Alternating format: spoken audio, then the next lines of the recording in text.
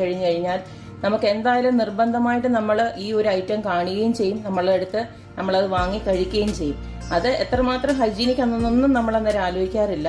എന്തോ ആയാലും ഈ ഒരു ഐറ്റം നമുക്ക് എപ്പോഴും ഒരു നൊസ്റ്റാൾജിക് ഐറ്റം തന്നെയാണ്. ഇത് കാണുമ്പോൾ നമുക്ക് എന്തായാലും ഒരു കൊതി വരും. എന്തായാലും ഈ ഒരു ഐറ്റം നമുക്ക് ഹെൽത്തി ആയിട്ട് തന്നെ നമുക്ക് വീട്ടിൽ എങ്ങനെയാണ് ഉണ്ടാക്കുന്നത് നോക്കാം.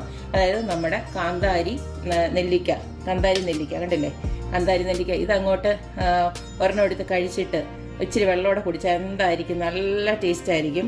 അതുപോലെ തന്നെ നമ്മൾ ഉച്ചയ്ക്കൊക്കെ ഒരു സമയം ആകുമ്പോഴത്തേക്ക് ഇതുപോൽക്കുള്ള മാങ്ങയും അതുപോലെ തന്നെ ക്യാരറ്റും ഒക്കെ ഇതുപോൽക്കുള്ള അങ്ങോട്ട് കിട്ടിക്കഴിഞ്ഞാൽ എന്താ ടേസ്റ്റ്. ഇതുപോലെ 1-2 കഷ്ണമൊക്കെ കിട്ടിക്കഴിഞ്ഞാൽ നമ്മുടെ ചോറിൻ്റെ ഒക്കെ കൂടിയിട്ട് ഇളക്കി കഴിക്കാനാണെങ്കിലും നല്ല ടേസ്റ്റാണ്. ഇടയ്ക്ക് നമുക്കൊരു പുളിയൊക്കെ വേണ്ടവർക്ക് ഇങ്ങനെ വേണമെങ്കിലും കഴിക്കാം. മാത്രമല്ല ഇതിനകത്ത് നല്ലതായിട്ട് നമ്മൾ കാന്താരിയൊക്കെ ഇട്ടിട്ടുണ്ട്. അപ്പോൾ ഈ ഒരു ഐറ്റം നമുക്ക് വീട്ടിൽ എങ്ങനെയാണ് ഉണ്ടാക്കുന്നതെന്ന് നമുക്ക് നോക്കാം. അപ്പം നമ്മുടെ